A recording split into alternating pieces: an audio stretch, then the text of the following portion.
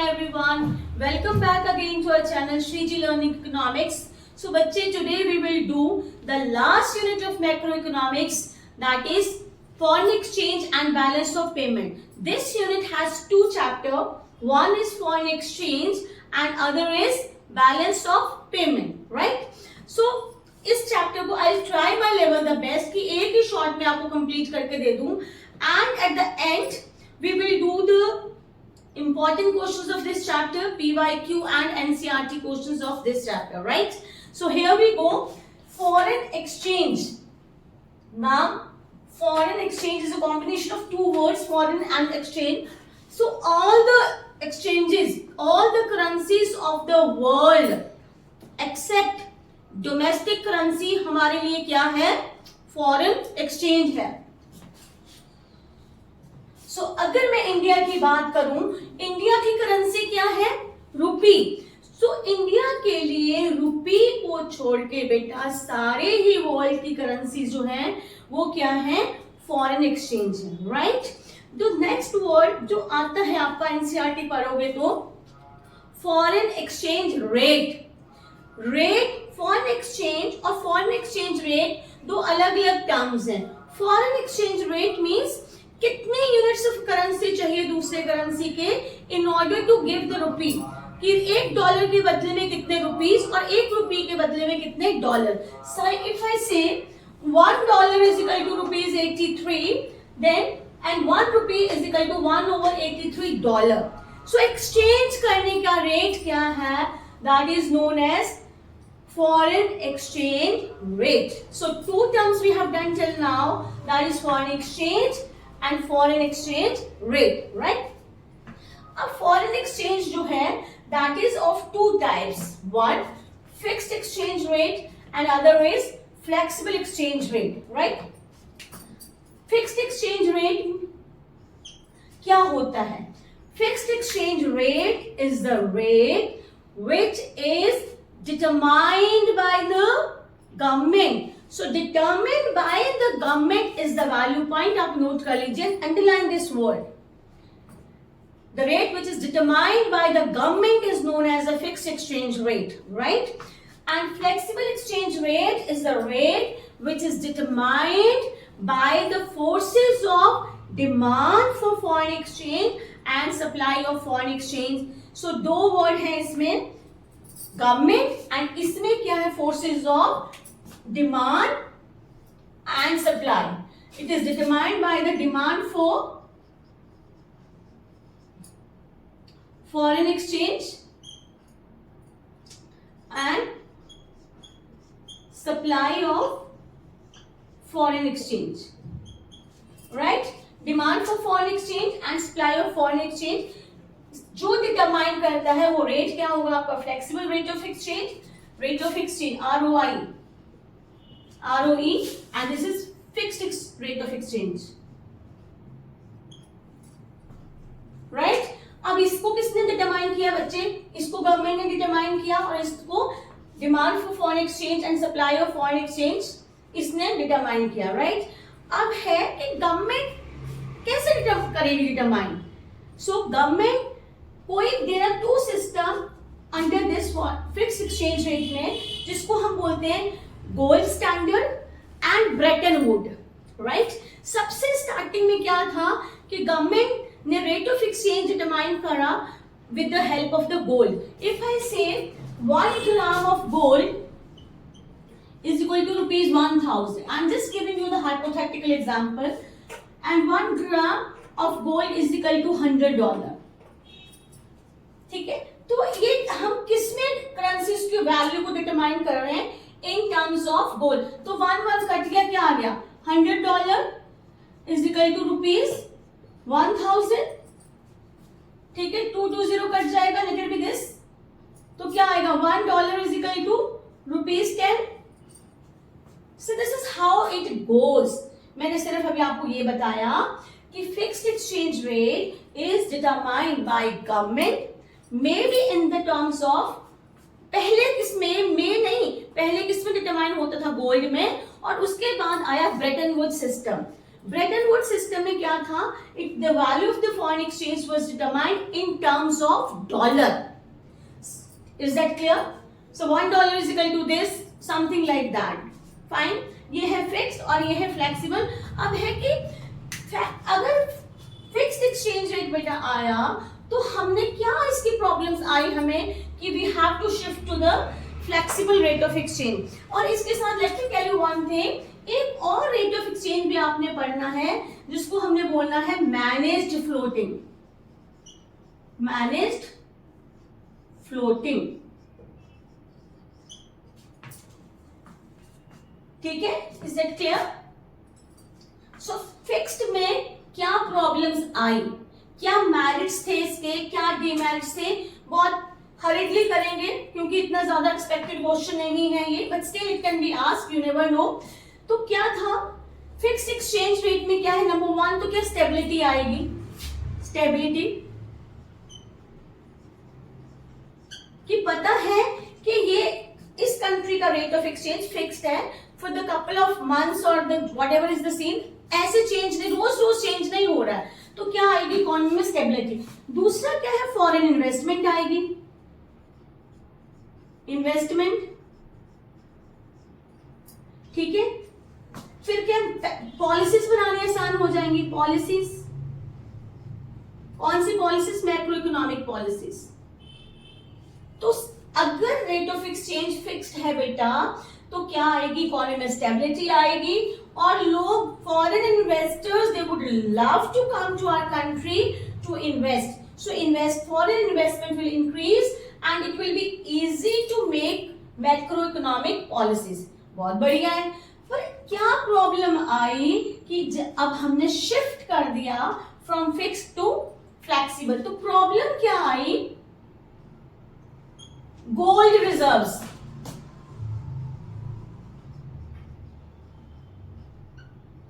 Gold reserves government को, क्योंकि सारे लोग जो है डिटरमाइन किसमें कर रहे थे, गोल्ड में कर रहे थे, तो लोगों ने गोल्ड को इकट्ठा करना शुरू कर दिया. राइट. So gold reserves. दूसरी प्रॉब्लम ये आई कि ये फिक्स्ड होके भी फिक्स्ड नहीं था. कैसे कि जब भी not exactly fixed, not exactly fixed. क्यों, इसमें क्या प्रॉब्लम है भाई? तो प्रॉब्लम ये थी कि गवर्नमेंट ने फिक्स कर दिया कि रेट ऑफ एक्सचेंज इतना है, पर कुछ ऐसी फ्लक्चुएशन आई वर्ल्ड मार्केट में कि गवर्नमेंट को खुद ही रेट ऑफ एक्सचेंज चेंज करना पड़ा. सो नाम तो फिक्स्ड है पर फिक्स्ड होके भी उसको चेंज करने पड़े. So not exactly fixed. Right. ये हो गया. गोल्ड रिजर्व उसके लिए इकट्ठी करनी पड़ती थी. सो ये मैरिट्स हमारी, स्टेबिलिटी है, इन्वेस्टमेंट है, पॉलिसीज है, एंड देन गोल्ड रिजर्व्स है, नॉट फिक्स. और दूसरी ये कि कह तो दिया हमने फिक्स गवर्नमेंट करेगी, पर क्या पैरामीटर है, हाउ टू फिक्स. बोल दिया चलो गवर्नमेंट ने फिक्स करना, बहुत अच्छी बात है, पर गवर्नमेंट भी कैसे फिक्स करेगी. It was not easy to make parameters on the basis of which the government can fix the rate of exchange. So these are the merits and these are the demerit of fixed and flexible rate of exchange. Is that fine? And अब हमारा आया flexible exchange rate. ठीक है, तो यहां से है, ये है हमारा, let me I'll write it again, कोई आपको confusion ना हो लिखने में. So this is, let it go like this. Here है डिमांड फॉर फॉरेन एक्सचेंज. ठीक है, तो अब जो रेट ऑफ एक्सचेंज डिमांड हुआ ना फ्लेक्सिबल वाला बेटा, तो demand for foreign exchange and supply of foreign exchange के बेसिस पे. तो इसमें सबसे इंपॉर्टेंट क्वेश्चन लिख लीजिए. अगर तो सीबीएसई में इस चैप्टर का एवरेज या थोड़ा सा अबव एवरेज क्वेश्चन आता है, तो क्वेश्चन कौन सा आएगा, just right down the question. Why do we demand foreign exchange? हमें जरूरत है क्या है फॉरेन एक्सचेंज की. ठीक है, और दूसरा क्वेश्चन आपको आएगा, What are the sources of foreign exchange? Have you written the question बेटा? क्वेश्चन लिख लो फटाफट. क्या क्वेश्चन है, Why do we demand foreign exchange and what are the sources of foreign exchange? तो इसके लिए दूंगी मैं एक इंपॉर्टेंट सा ट्रिक आपके लिए. MTR का नाम तो सबने सुना हुआ है, तो mnemonic for it is MTR का डोसा, MTR की idli, whatever something like that. So इस चीज को लर्न करने के लिए ट्रिक क्या है? I love MTR. Here we go.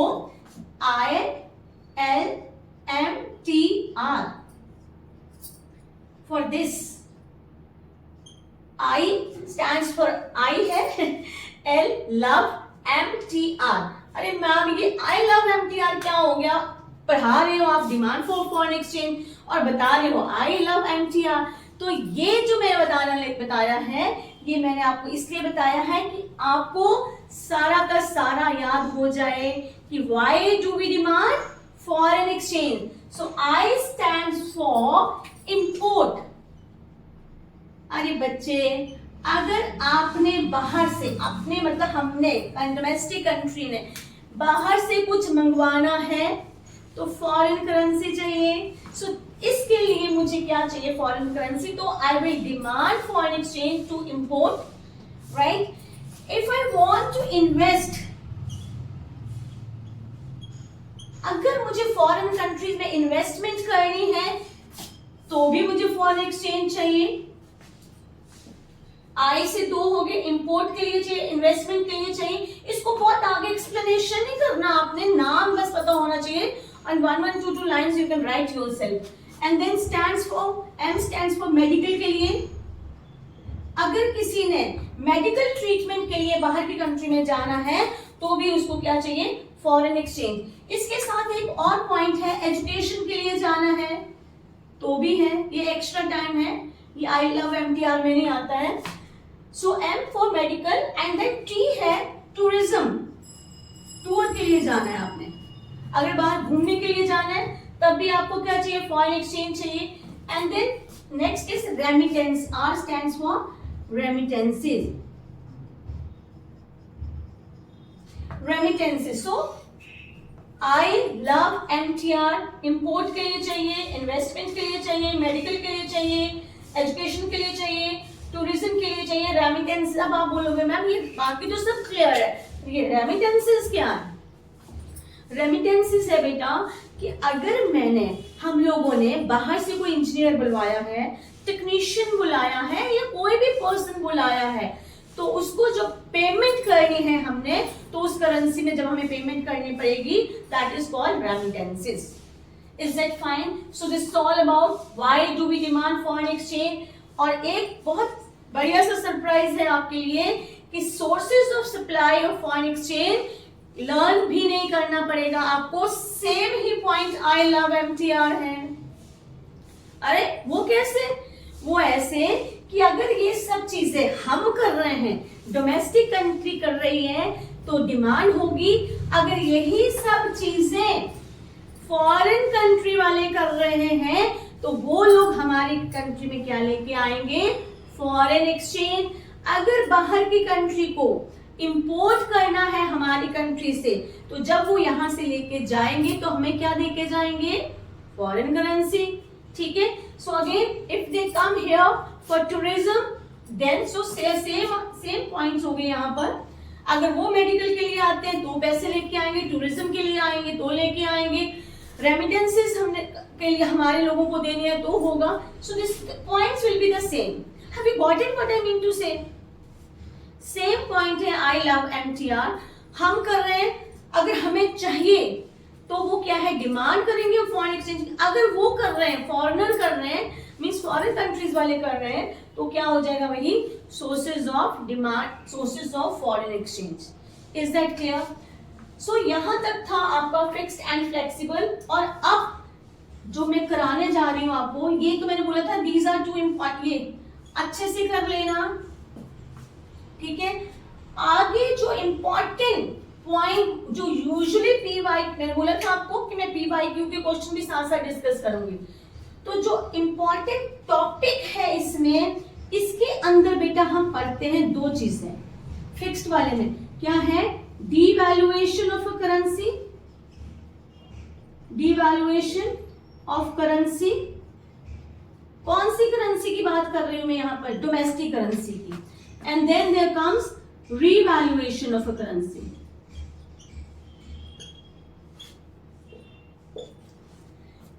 Government ने जब रेट ऑफ एक्सचेंज फिक्स किया तो गवर्नमेंट को चेंज भी तो करना पड़ता है। गवर्नमेंट बढ़ा सकती है, कम कर सकती है, राइट? तो इसके लिए दो वर्ड आपने याद करने, डीवैल्यूएशन, रीवैल्यूएशन। अरे मैम तो इसमें तो डीवैल्यूएशन और रीवैल्यूएशन आ गया, पर फ्लेक्सिबल वाले में क्या आता है? तो फ्लेक्सिबल वाले में बेटा आता है आपका, यहीं से मैं बता देती हूं आपको, फ्लेक्सिबल में क्या आते हैं? दो, depreciation and other is appreciation. अब जल्दी से नोट कर लीजिए क्वेश्चन, आपको इसके अलग अलग फॉर्म में क्वेश्चन आने, राइट डाउन द क्वेश्चन। एक क्वेश्चन आपको आना है, what is the difference between devaluation and revaluation, ये आ सकता है। What is the difference between depreciation and appreciation, ये आ सकता है। फिर आपको आ सकता है what is the difference between devaluation and depreciation. Are you writing the questions? These are very important question, बेटा लिख लो। और आज दूसरा आ सकता है रीवैल्यूएशन एंड एप्रिसिएशन। ये चारों कंसेप्ट तो पानी की तरह पी जाओ, बहुत बहुत बहुत इंपॉर्टेंट है। एक तो इस तरह से क्वेश्चन आएगा आपको, दूसरा आपको क्वेश्चन आएगा कि इनका क्या इम्पैक्ट है इंपोर्ट और एक्सपोर्ट पे। सो इसके लिए भी मैंने आपके लिए बहुत अच्छा सा निमोनिक बना के रखा है, डी। डी मतलब पहले मीनिंग समझो, पहले इसका ट्रिक से पहले मीनिंग समझो। दोनों ही डी से स्टार्ट होती है, देखो डिवैल्यूएशन भी डी से स्टार्ट हुआ और डेप्रिसिएशन भी डी से स्टार्ट हुआ। ये फ्लेक्सिबल में है और ये फिक्स्ड में है, तो दोनों का मीनिंग सेम ही है बेटा। क्या मतलब है? Fall in the value of domestic currency in comparison to foreign currency, चाहे वो डिवैल्यूएशन है चाहे वो डेप्रिसिएशन है। पर अरे मैम फिर अलग अलग क्यों लिखा है? अलग अलग क्यों लिखा? अगर this fall decrease in the value of the domestic currency government करती है, then it becomes devaluation, and if fall in the value of domestic currency by the forces of demand and supply, then it will be termed as depreciation। तो अच्छे से दिमाग में डालो, depreciation और devaluation दोनों का मतलब क्या है? Fall in the value of domestic currency, right? Difference क्या है? वो फिक्स्ड में है, गवर्नमेंट करती है, और वो फ्लेक्सिबल में है, forces of demand and supply करते हैं, राइट? अगर एक आपको याद हो गया ना बेटा, तो दूसरा तो ऑटोमेटिकली पता चल जाएगा। रिवैल्यूएशन एंड एप्रिसिएशन क्या होगा? Revaluation means it refers to the increase in the value of domestic currency in comparison to foreign currency by under fixed exchange rate by government। और यहां क्या आएगा? Again, when the value of the domestic currency increases in comparison to foreign currency, but कौन कर रहा है बच्चे? by not by government, by the forces of demand and supply। तो let me tell you one thing, अगर तो आपको difference आता ना बेटा, तो पहले तो अपने मीनिंग लिख देना, ठीक है? मीनिंग के बाद लिख देना कौन करता है, यहां पर कौन करता है? गवर्नमेंट, और वो कौन करता है? Demand and supply. 2 पॉइंट तो ये पक्का ही हो गया आपके। और जो तीसरा और चौथा पॉइंट याद आना है, उसके लिए ट्रिक क्या है? इसके लिए डी क्या ट्रिक याद रखना है आपने, डी का, और आपको दूसरे वाले को ऑटोमेटिकली याद हो जाएगा। जैसे मैंने बोला fall in the value of the domestic currency, तो इसमें क्या था? राइज था। तो correct trick here is DEI, दी। अपनी बहन को याद कर लेना, दी, ठीक है?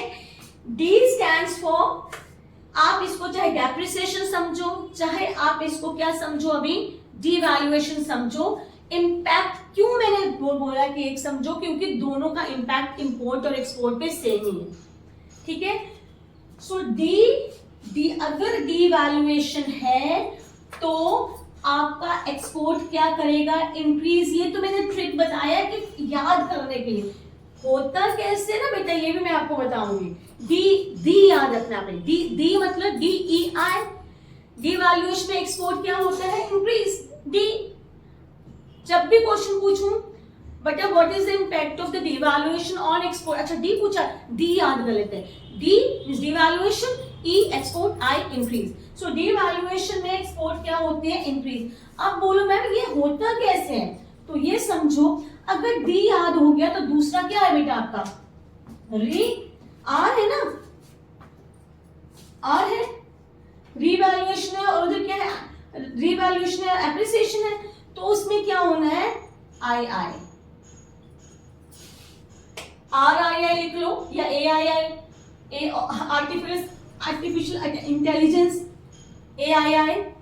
तो इसमें पहले ये समझो क्या है कि अगर हमारी करेंसी की वैल्यू कम हो गई, चाहे वो गवर्नमेंट ने की, चाहे हुई by the forces of demand and supply, उससे हुआ क्या, हमारी जितनी भी चीजें हैं वो सारी की सारी क्या होगी, सस्ती। जब हमारी चीजें सस्ती हो गई तो बाहर वाले लोग, foreigner, rest of the world economy के लोग खरीदेंगे कि नहीं खरीदेंगे, अरे क्यों नहीं खरीदेंगे, सस्ता माल किसको नहीं भागता है। तो जब हमारी चीजें सस्ती हो गई तो वो लोगों ने हमारी चीजें खरीदनी शुरू करी। जब हमारी चीजें खरीदनी शुरू की तो हम बेच रहे हैं ना, अगर वो खरीद रहे हैं तो हम क्या कर रहे हैं पुत्र, हम बेच रहे हैं। हम हमारा बेचना to the rest of the world को क्या कहलाता है, एक्सपोर्ट। सो DEI, डिवैल्यूएशन में और डेप्रिसिएशन में हमारे एक्सपोर्ट क्या हुए, बढ़े। क्यों, क्योंकि इसकी वजह से हमारी चीजें हो गई सस्ती, और सस्ती होने के कारण डिमांड हुई ज्यादा, और जब डिमांड ज्यादा हुई तो हमने ज्यादा बेचा, and that is nothing but our export. Is that clear. और रिवर्स में अगर रिवैल्यूएशन हुई या एप्रिसिएशन हुई तो हमारी चीजें क्या हो गई, महंगी। कौन खरीदेगा, कोई भी नहीं। तो जब हमारी करेंसी की वैल्यू अपग्रेड हो गई तो हमारी चीजें को महंगी होगी, तो उन्होंने डिमांड करना क्या कर दिया, कम।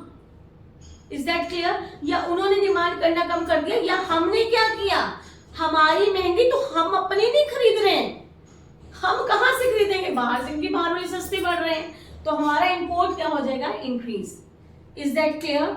जब करेंसी की वैल्यू बढ़ जाती है तो इंपोर्ट सस्ते हो जाते हैं, तो इंपोर्ट हम क्या करेंगे, ज्यादा। सो this is all about this DEI and AII की डिवैल्यूएशन का और डेप्रिसिएशन का, रिवैल्यूएशन का और एप्रिसिएशन का क्या इंपैक्ट है इंपोर्ट और एक्सपोर्ट पे। Is that clear. और एक ना जो बहुत इंपॉर्टेंट सा आपने दिमाग में रखना है ना बेटा, वो याद, इस तरह एग्जाम्पल याद रखा करो, क्योंकि कई बार पूछ लेते हो, जैसे आपको दिया होगा, let it be, I think it's visible, दिख रहा है। अगर मैं कहूं $1 इज इक्वल टू ₹80, राइट, और $1 इज इक्वल टू ₹83। अब ना कई बार कंफ्यूजन हो जाती है बच्चों को कि क्या एप्रिशिएट हुआ है, क्या डेप्रिशिएट हुआ है। पहले जैसे मैं कहूं एक चीज के बदले 80 टॉफीज आती थी, और अब एक के बदले में कितनी आ रही है, 83 आ रही है। इसका मतलब इसकी वैल्यू क्या हो गई है, बढ़ गई है। ऑब्वियसली एक देके पहले 80 चीजें मिल रही थी, अब एक देके 83 चीजें मिल रही है, तो वैल्यू डॉलर की बढ़ी है। तो डॉलर यहां पर क्या हो रहा है बेटा, एप्रिशिएट हो रहा है, एप्रिशिएट। और ये क्या हो रहा है, डेप्रिशिएट, रूपी। और एक और तरीका है इसको याद रखने का, आप देखना रुपी की टर्म में जो है फिगर्स है ना बेटा, अगर ये बढ़ रहे हैं तो रुपी क्या हो रहा है, डेप्रिशिएट। रिवर्स ऑर्डर में चलना है आपने। मेरी बात समझ में आ रही है आपको। 80 से 83 है ना, ठीक है, पहले 80 का एक आ रहा था, अब 83 का हो रहा है। तो ये फिगर्स पे ध्यान दो, कुछ ना सोचो आप। 80 से 83 है तो इसका मतलब है कि रुपी क्या हुआ है, हमारा डेप्रिशिएट हुआ है। बढ़ना इधर मतलब डेप्रिशिएट, और ये डेप्रिशिएट है तो उधर वो क्या है, एप्रिशिएट। याद रखना आपने ये फिगर्स देख लिया करो सीधी। अगर ये फिगर्स यहाँ बढ़ रही है तो हम इधर वाली रुपीज वाली क्या हो रही है आपकी, डेप्रिशिएट, और ये कम हो रही है तो क्या हो रही है एप्रिशिएशन। इस छोटी छोटी चीजों को ध्यान देना बहुत इंपॉर्टेंट है ये। दिमाग अगर इधर से पता चल जाए तो बहुत अच्छी बात है। पहले एक डॉलर के बदले में 23 चीजें मिल रही थी और अब 26 मिल रही हैं, तो इसकी ऑब्वियसली डॉलर बढ़ रहा है, राइट। तो मैं बताना ये चाह रही हूँ आपको कि इस चीज पे भी फोकस करना, इसके बेस्ड भी क्वेश्चन आ सकता है आपको। Is that clear, right. और अब this is I think all about fixed exchange rate, उसकी मेरिट्स, उसकी डीमेरिट्स, उसके अंदर devaluation, revaluation, and then why do we demand foreign exchange, and then the sources of supply of foreign exchange, and then depreciation and appreciation. अब है कि ma'am ये तो बता दिया कि ये फिक्स्ड वाला गवर्नमेंट करती है और दूसरा वाला कौन करता है, forces of demand and supply करती हैं, ठीक है। तो ये करते कैसे, how do they determine, so they determine by the forces of demand and supply. बेटा आपने डिमांड और सप्लाई का चैप्टर पढ़ा होगा। So demand for foreign exchange, price बोलूंगी पहले, पीपी याद रखना। अगर प्राइस ऑफ फॉरेन एक्सचेंज बढ़ता है तो डिमांड कम हो जाएगी, अगर प्राइस कम होता है तो डिमांड बढ़ जाएगी। कमोडिटी की जगह आपने ना बच्चे फॉरेन एक्सचेंज वर्ड याद रखना है, दैट्स इट। सारा लॉ ऑफ डिमांड तो तुम्हें आता ही है, सेम फ्लेक्सिबल में आपका लॉ ऑफ डिमांड ही है सारा। प्राइस बढ़ा, अब कमोडिटी नहीं है, क्या है, फॉरेन एक्सचेंज, तो डिमांड फॉरेन एक्सचेंज की कम, प्राइस कम किसका, फॉरेन एक्सचेंज का, तो डिमांड ज्यादा। लॉ ऑफ डिमांड अप्लाई किया और सप्लाई में भी क्या किया, लॉ ऑफ सप्लाई। प्राइस बढ़ा तो सप्लाई ज्यादा, प्राइस कम तो supply come. So here it goes like this, this is demand curve, this is supply curve. यहां पर हमने क्या लेना है, demand and supply of foreign exchange, और यहां पर लेना रेट ऑफ एक्सचेंज। तो ये मेरा क्या डिटरमाइन हो गया, rate of exchange. Is that okay. So rate of exchange यहां डिटरमाइन हो गया, demand and supply curve intersect both. Is that clear, ठीक है बेटा। तो और अब इंपॉर्टेंट चीज क्या है जो आपने याद रखनी है, डिटर्मिनेशन तो आ गया, but write down the most important question of this portion, why there is negative relationship between price of foreign exchange and demand of foreign exchange। तो प्लीज लॉ मत लिख के आना, वो पूछा है क्यों होता है उसने, ये तो पता ही है कि प्राइस बढ़ेगा तो डिमांड कम होगी, पर उसने ये नहीं पूछा कि ये, उन्होंने पूछा क्यों। Are you getting what I am saying. So price के बढ़ने से डिमांड होगी कम, पर क्यों, क्वेश्चन है why there is a negative relationship between price of foreign exchange and demand of foreign exchange. बहुत बहुत बहुत बहुत इंपॉर्टेंट है ये। एंड सेम क्वेश्चन आपका है, why there exist a positive relationship between price of foreign exchange and supply of foreign exchange. इन दोनों में से, ये वाले पोर्शन में से ना पक्का आना ही आना है आपको पेपर में क्वेश्चन, यहां से लेके डिवैल्यूएशन, ये और ये जो मैंने क्वेश्चन अभी बोला है। Is that clear. तो कैसे है, आपको एक छोटे से मैं समझा देती हूँ कि कैसे इसको ये करना है। आप देखो, हमने आई लव एमटीआर तो किया, तो आपने बोलना है कि अगर प्राइस हमारा कम हो जाता है तो कम की आपने एक एग्जांपल देनी है, let it be like this. तो हमारा क्या हो गया, यहाँ पर डेप्रिशिएट होगी हमारी करेंसी। तो जब हमारी करेंसी का प्राइस क्या हो जाता है, कम हो जाता है, तो क्या है, हमारी सारा आई लव एमटीआर जो है सारी की सारी क्या हो जाती है, सस्ती। जब सस्ती होगी तो वो लोग खरीदेंगे। सो दैट इज वाई आपने इनमें से कोई एग्जांपल दे देना है, with the fall in the price all these things becomes cheaper, so that is why they demand more. So that is why there exists a negative relationship between price for foreign exchange and demand of foreign exchange. And in the same way you will do for the supply of foreign exchange. तो आपने ये example, let me tell you the value points. पहले आपने law बताना है कि ये है, फिर आपने एग्जाम्पल देना है, ठीक है, फिर आपने डायग्राम में डाउनवर्ड शो करके इसके साथ कोरिलेट करना है, only then you will get 4 marks. ये नहीं कि आप लिख दो yes with increase in the price demand falls and vice versa, ये तो पूछा ही है उसने. And same for the supply. Is that clear? So this is all about foreign exchange. ठीक है, अब आप स्क्रीनशॉट ले लीजिए. I tried my level the best. इसको सारे के सारे को मैंने आपको एक्सप्लेन कर दिया है, क्या क्या टॉपिक्स लिए हैं. आप जल्दी से स्क्रीनशॉट ले लो इसका.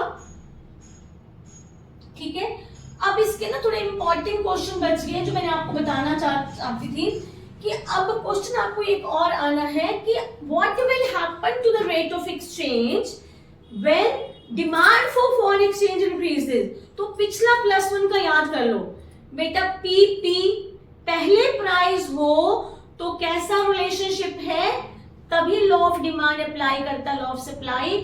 पर अगर मैं बोलूं डिमांड इंक्रीज हो गया है तो प्राइस क्या होगा, इंक्रीज. प्राइस और डिमांड का कैसा रिलेशनशिप है, नेगेटिव. बट डिमांड और प्राइस का कैसा रिलेशनशिप है, पॉजिटिव. मैं शो कर सकती हूँ आपको यहाँ पर, लेकिन यहाँ से थोड़ी सी जगह बची. Let it be here. ये देखिए, ये है आपका डिमांड और ये है आपका सप्लाई. अगर डिमांड बढ़ गई, डिमांड यहाँ पर है रेट ऑफ एक्सचेंज आपका, और अगर डिमांड बढ़ गई आपकी D1 तो रेट ऑफ एक्सचेंज क्या हो गया आपका, बढ़ गया. तो जब डिमांड बढ़ेगी तो रेट ऑफ एक्सचेंज क्या हो जाएगा आपका, बढ़ जाएगा. And same for supply. पर बहुत इंपॉर्टेंट क्वेश्चंस हैं जो आपने करने हैं कि क्या डेप्रिसिएशन होना है, डीवैल्यूएशन करेंसी का होना हमेशा ही कंट्री के लिए बेनिफिशियल है. ये क्वेश्चन नोट कर लीजिए. एक आप लिखिए कि अगर फॉरेन इंस्टीट्यूशनल इन्वेस्टर्स सप्लाई कर रहे हैं, सिक्योरिटीज सेल कर रहे हैं, FII are selling the securities in the Indian market, उसका रेट ऑफ एक्सचेंज पे क्या फर्क पड़ेगा, एक ये लिख लीजिए. ठीक है, ये जो है बहुत इंपॉर्टेंट क्वेश्चंस हैं आपके एप्लीकेशन बेस्ड. और भी questions I will try my level the best to give you in the next video when I give you the make one video of all important questions. Is that clear? So please take the screenshot of the entire. मैंने इस बार तो थोड़ी writing अच्छी करने की कोशिश की है. सो this is all about the foreign exchange. इसको अच्छे से पढ़िए और इस पे से फुल मार्क्स आ सकते हैं बेटा, आपने लेने हो. Is that clear? Thank you so much. जय Shri Krishna. God bless you all. And yes, don't forget to subscribe our channel Shriji learning economics. जय श्री कृष्णा.